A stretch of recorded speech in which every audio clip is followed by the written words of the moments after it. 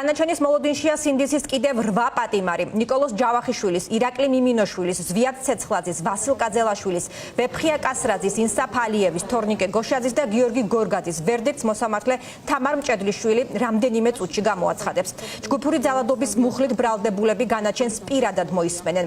ამ საქმეზე 9 თვის განმავლობაში პროკურატურამ ათობით დაზარალებული პოლიციელი გამოკითხა, თუმცა ვერც ერთმა მათგანმა სხდომათა დარბაზში დამნაშავე ვერ ამოიცნო. მთავარი ვიდეო მტკიცებულებები კი ან დაზიანებული, ან დამონტაჟებულია. 8-დან 3-ს ვეფხია კასრაძეს, ვასილ კაძელაშვილს და 20 წლის ზვიად ცეცხლაძეს ჯგუფური ძალადობის ორგანიზებას ედავებიან და 9 წლამდე პატიმრობა ემუქრებათ.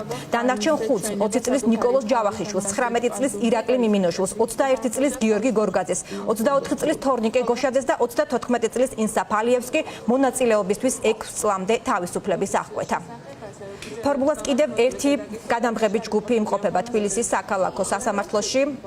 ლიზი ვეკუა მუშაობს იქ, რომელიც ახლა პირდაპირ ეთერში შემოგვიერთდება. ლიზი, მოგუყევი, რა ხდება, მათ დაიწყო თუ არა სხდომა? დიახ, კეთი, მოსამართლე თამარ მჭედლიშვილს ელოდებიან დარბაზში სინდისის 8 პატიმრის გულშემატკივრები, მხარდაჭერები, ოჯახის წევრები. რამდენიმე წუთში გვეცოდინება თუ რა ვერდიქტს გამოუტანს მოსამართლე თამარ მჭედლიშვილი ჯგუფურ ძალადობაში ბრალდებულ 8 პირს, მათგან 3-ს ვეფხია კასრაძეს, ვასილ კაძელაშვილსა და ზვიად ცეცხლაძეს ედავებიან ჯგუფური ძალადობის ორგანიზებას და შესაბამისად მათი ბრალი არის 6-დან 9 წლამდე გათვალისწინებული. დანარჩენ 5-ს ირაკლი მიმინოშვილს, ინსაფ ალიევს, თორნიკე გოშაძეს, ნიკოლოზ ჯავახიშვილს და გიორგი გორგაძეს კი 4-დან 6 წლამდე თავისუფლების აღკვეთა ემუქრება. დღევანდელ სასამართლოს სხდომაზე მალევე უნდა მოვისმინოთ განაჩენი, რადგან მხოლოდ განაჩენი არის დარჩენილი. წინა სასამართლოს სხდომაზე ჩვენ 8 პირისგან მოვისმინეთ საბოლოო სიტყვა. სამართლებრივად მოგიყვებით თავდაპირველად ადვოკატებს ვესაუბრეთ, რომლებიც თვლიან, რომ ამ საქმეში 9 თვის განმავლობაში ვერანაირი მტკიცებულება ვერ წარმოადგინა პროკურატურამ ისეთი, რაც ადასტურებს ჯგუფურ ძალადობაში მონაწილეობას ან მის ორგანიზებას. სწორედ ამიტომ სამართლიანი სასამართლოს პირობებში მხოლოდ გამამართლებელი განაჩენი უნდა ვიხილოთ წესით და რიგით და თამარ მჭედლიშვილმა 8 მათგანი სასამართლოს დარბაზიდანვე უნდა გაათავისუფლონ. ადვოკატებმა თქვეს ისიც, რომ მოწმეების ჩვენებები მხოლოდ იმას ადასტურებდა, რომ ეს ადამიანები იყვნენ თავისუფლები და მხოლოდ სამშობლოს სიყვარულისთვის ისჯებოდნენ. აღნიშნული ბრალდება, რომელიც წარადგინა პროკურატურამ, რომელიც არის აბსურდული, ეს დადასტურდა მტკიცებულებების გამოკვლევის დროს, ისევე თვითონ პროკურატურის მიერ მოსულმა მოწმეებმა გაუმძიებლებმა დაადასტურეს მხოლოდ ერთი რამ, რომ აღნიშნული გამოძიება წარიმართა კანონის დარღვევით, არაობიექტურად და საქმეში არის არაავთენტური და გაყალბებული მტკიცებულებები. შესაბამისად, ეს დადასტურდა გამოკვლევის დროს და ერთადერთი სიმართლე, რაც არის ის, რომ აღნიშნული პირები, ვეფხია კასრაძე და სხვა 7 ბრალდებული არიან უდანაშაულო. ეს დადგინდა პროცესზე სასამართლო გამოკვლევის პერიოდში ვიხილეთ ჩვენ ძალიან კარგად.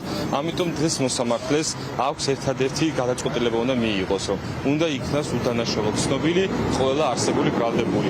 ვინაიდან არ არსებობს ის მინიმალური სტანდარტიც კი, რომელიც აუცილებელია გამომწყნებელი განაჩენის გამოსატანად. ფინალურ ეტაპზე მივიდა უკვე და დღეს განაჩენი გამოცხადდება. ჩვენ როგორც დაცვის ხარის მოლოდინი კანონის მიერი და ასე ვთქვათ ნორმის მიერი დადგენილების მიხედვით უნდა იყოს, რომ გამამართლებელი ვინაიდან საქმეში არ არსებობს არც ერთი მტკიცებულება და ის წარმოდგენილი მტკიცებულება ვიდეოს სახით, რომელიც უნდა იყოს უტყუარი, ვერ უძლებს სამართლებრივ სტანდარტს და შესაბამისად სასამართლოს მიერ არ უნდა იქნას გაზიარებული.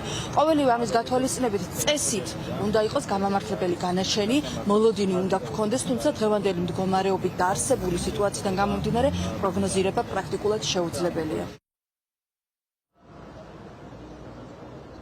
სინდისის 8 პატიმრის საგულშემატკივრო ძალიან ბევრი ადამიანი არის შეკრებილი დღეს თბილისის საქალაქო სასამართლოში. მოგეხსენებათ, რომ ქართული ოცნების ახალი დრაკონული კანონმდებლობით ჩვენ არ შეგვიძლია გაჩვენოთ თუ რამდენი ხალხია შეკრებილი, თუმცა აქ ყველა მოსული ადამიანი ამბობს იმას, რომ ისინი სინდისის პატიმრების სასამართლოებზე მხოლოდ იმის გამო დადიან, რომ მათ გულშემატკივრობა და გვერდში დგომა დაანარხონ. ისინი ამბობენ იმასაც, რომ ბრძოლას არ შეწყვეტენ და ყველანაირი განაჩენის შემთხვევაში განაგრძობენ ბრძოლას, მაგრამ სანამ თითოეული მათგანი არ იქნება თავისუფალი. სინდისის პატიმრების ოჯახის წევრები ანონსებენ უკომპრომისო ბრძოლას ქუჩიდანაც იმ შემთხვევაში თუ მოსამართლე თამარ მჭედლიშვილი მიიღებს გამამტყუნებელ განაჩენს. სინდისის პატიმრების ოჯახის წევრები ამბობენ, რომ მათ მხოლოდ სწორედ გამამტყუნებელი განაჩენის მოლოდინი აქვთ.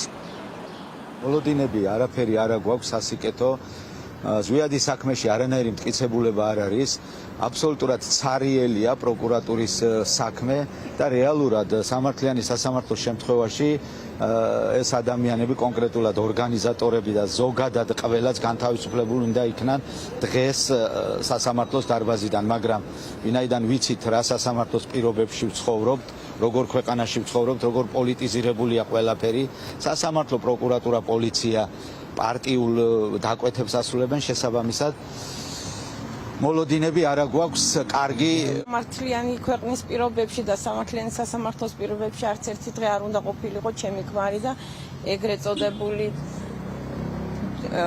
ბანდის წევრები, ჩვენ ახლა ხუმრობით ვეძახით ხოლმე, არც ერთი დღე არ უნდა ყოფილიყვნენ და რადგან 9 თვე გააჩერეს, რო გითხრათ სიმართლე, იმედი არ აქვს არაფრის.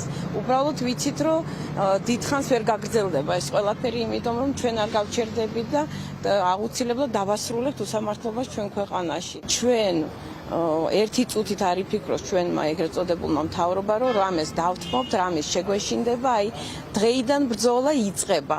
ახალი ეტაპი ბრძოლის იწყება დღეიდან.